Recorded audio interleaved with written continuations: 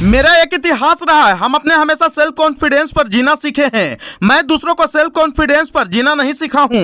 मैं अकेला ऐसा मर्द हूँ, मुझे इस बात का फक्र है कि मैं जो लाऊंगा उसका दुनिया बात करेगा, हम किसी का बात नहीं करेंगे।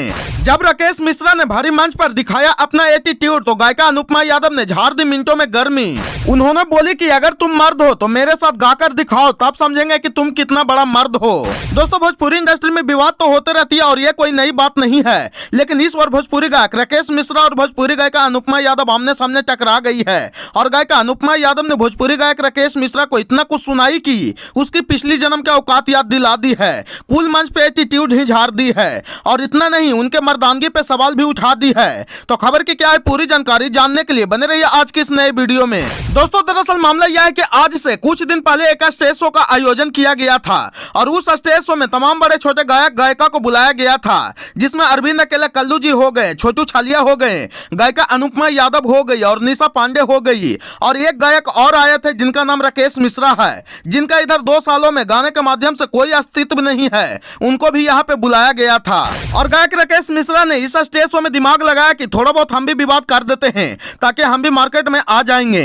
और टारगेट भी ऐसे आदमी को कर दिए जिसको हमेशा खेसारी लाल यादव टारगेट करते हैं, जिनका नाम है पावर स्टार पवन सिंह। लेकिन यहाँ पे पंगा अनुपमा यादव से ले ली तो ज्ञान तो पावर स्टार पवन सिंह के ही दिया हुआ था, तो भला पवन सिंह के बारे में कैसे उल्टा पुल्टा सुन लेती और अनुपमा यादव ऐसी औकात दिखा दी कि राकेश मिश्रा जिंदगी भर इस चीज को याद रखेंगे और शायद वो किसी को अपमान करने से पहले 10 बार सोचेंगे। गायिका अनुपमा यादव ने अपना गाए हुए गाना पियर फराक वाली से शुरू किया और राकेश मिश्रा से बोली कि मैं यहाँ पे लड़की वाले लाइन गाऊंगी और आप लड़के का लाइन यानी पवन सिंह का गाइएगा।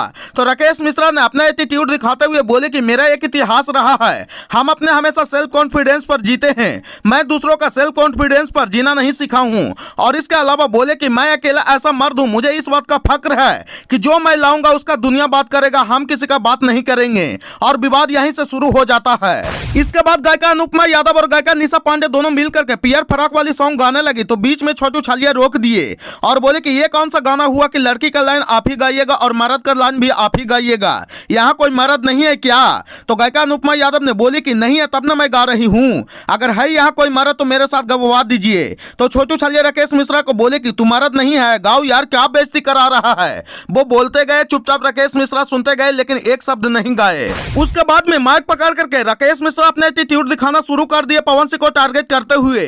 और वो पावर स्टार पवन सिंह को इसलिए टारगेट किए ताकि जल्दी से हम भी मार्केट में आ जाएं। आप लोग जानते होंगे कि इधर 2-3 सालों से राकेश मिश्रा को गायकी में कोई भी अस्तित्व नहीं है और बात ऐसा बोलते हैं कि हम किसी के गाए हुए गाना को नहीं गाते हैं, हम किसी के गाना पे रील्स नहीं बनाते हैं। लेकिन हम आपको बता दें कि राकेश मिश्रा जो एटीट्यूड दिखा रहे हैं नशे के धूत में, वो आज से कुछ दिन पहले पावर स्टार पवन सिंह के गाए हुए गाना आरा वाले सॉन्ग पे जमकर रील्स बनाए थे और आज से कुछ साल पहले जो इनका गाना हिट हुआ था राजा तनी जाए ना बहरिया, वो गाना कैसे गाना है, कैसे शूट कराना है, पूरे तरीके से direct power star Pawan Singh किए थे।